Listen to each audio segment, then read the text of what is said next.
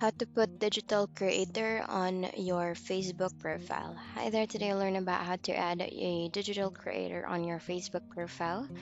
So first thing that you need to do is that you need to check on your Facebook account first if you will be eligible for the digital profile. So what you can do is click on the three bars menu and click on help and support.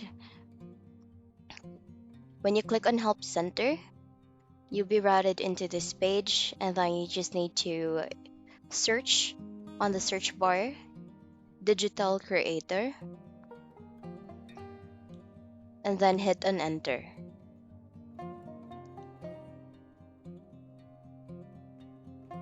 When you hit on enter, there will be a lot of options for you to choose from.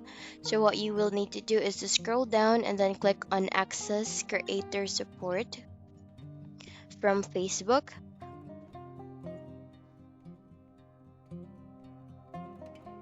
When you click on it, this is where you'll be able to see whether you will be eligible for this feature. So as you can see here, this feature is only available for some feature and this is not available for you yet right now. And that's how you will be able to access or put a digital creator into your account. That's the end of the video. Thank you so much for watching. Bye.